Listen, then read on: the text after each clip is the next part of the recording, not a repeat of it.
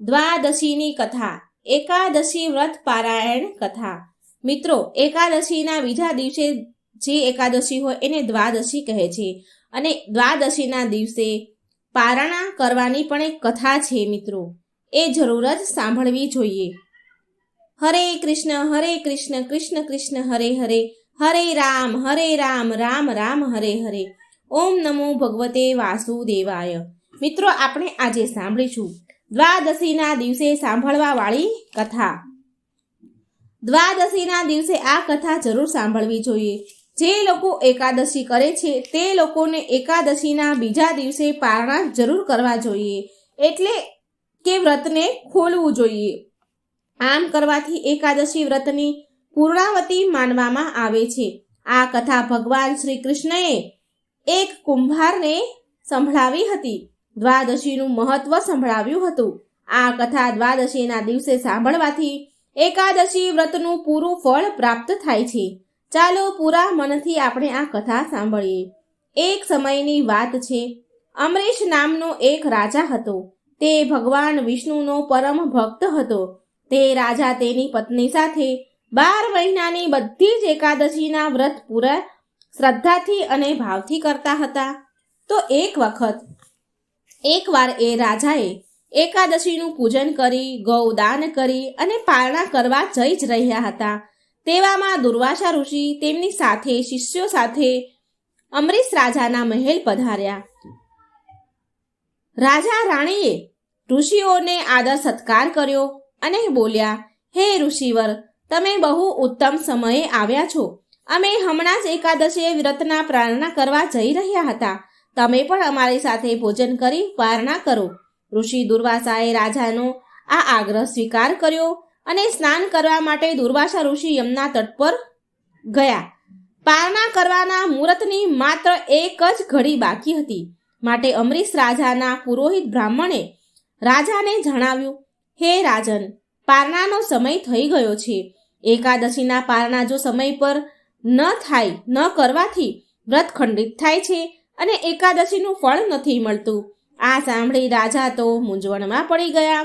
રાજા માટે તેમના અતિથિ પહેલા ભોજન એ અનુચિત હતું। પુરોહિત બ્રાહ્મણે એક સુઝાવ આપ્યો કે જો તમે ઠાકોરજીના ચરણામૃત ગ્રહણ કરી લેશો તો અતિથિનું અપમાન પણ નહીં થાય અને વ્રતના પારણા પણ થઈ જશે। પુરોહિત બ્રાહ્મણની વાત માનીને રાજા અમરીશ આમ કરવા તૈયાર થઈ ગયા। એ ઠાકોરજીનું ચરણામૃત ગ્રહણ કરવા જઈ જ રહ્યા હતા, તેવામાં ઋષિ દુર્વાસા આવી ગયા અને રાજાને જળ ગ્રહણ કરતા જોઈને તે રાજા પર બહુ ક્રોધિત થઈ ગયા અને બોલ્યા, હે રાજન, તમે તમારું વચન ભંગ કર્યું છે અને આનો દંડ તમને જરૂર મળશે। તમને આમ કહીને દુર્વાસા મુનિએ તેમના માથાના વાળની એક લટ કાઢી અને તેને પૃથ્વી પર ફેંકી દીધી। તેમાંથી એક ભયંકર રાક્ષસણી પ્રગટ થઈ અને એ રાજા અમરીશ તરફ જવા લાગી। રાજા ડર્યા વગર ઓમ નમો નારાયણનો જાપ કરવા લાગ્યા। રાક્ષસી જ્વાળા સમાન સળગતી રાજા તરફ જઈ રહી હતી। ત્યારે એટલામાં ભગવાન વિષ્ણુનું સુદર્શન ચક્ર, જે પહેલેથી જ હરિની કૃપાથી રાજાની સુરક્ષામાં નિયુક્ત હતું, તે સુદર્શન ચક્રએ રાક્ષસીને પળવારમાં બાળીને ભસ્મ કરી દીધી અને એ સુદર્શન ચક્ર દુર્વાસા મુનિ તરફ ચાલવા લાગ્યું। રાક્ષસીને ભસ્મ થતા જોઈને અને સુદર્શન ચક્ર એમની તરફ આવતા જોઈને દુર્વાસા ઋષિ તેમની પ્રાણોની રક્ષા કરવા માટે ભાગવા લાગ્યા અને દોડતા દોડતા બ્રહ્માજી પાસે ગયા અને ત્યાં જઈને તેમણે સુદર્શન ચક્રથી બચવા માટે પ્રાર્થના કરી। ત્યારે બ્રહ્માજી બોલ્યા, હું તમારી આ સુદર્શન ચક્રથી રક્ષા નથી કરી શકતો। આને શાંત કરવા માટે તમારે ભગવાન શ્રી હરિ પાસે જવું પડશે। પણ જે ગતિથી સુદર્શન ચક્ર તમારી તરફ આવી રહ્યું છે, હું તેને પ્રાર્થના કરી શકું છું। જ્યાં સુધી તમે વૈકુંઠ ન પહોંચો ત્યાં સુધી તમને કોઈ હાનિ નહીં પહોંચાડે। દુર્વાસા ઋષિ હવે દોડતા દોડતા વૈકુંઠ ધામ ભગવાન શ્રી હરિ વિષ્ણુ પાસે ગયા અને ત્યાં જઈ ભગવાનના પગમાં પડી, ચરણોમાં પડી અને ક્ષમા માંગવા લાગ્યા। દુર્વાસા ઋષિ શ્રી હરિ વિષ્ણુને કહે છે, હે શરણાગત વત્સલ્ય, હે પ્રભુ, તમે મારી સુદર્શન ચક્રથી રક્ષા કરો। ત્યારે ભગવાન શ્રી હરિ બોલ્યા, હે ઋષિ દુર્વાસા, હું સ્વતંત્ર નથી, હું તો ભક્તો પર આધીન છું.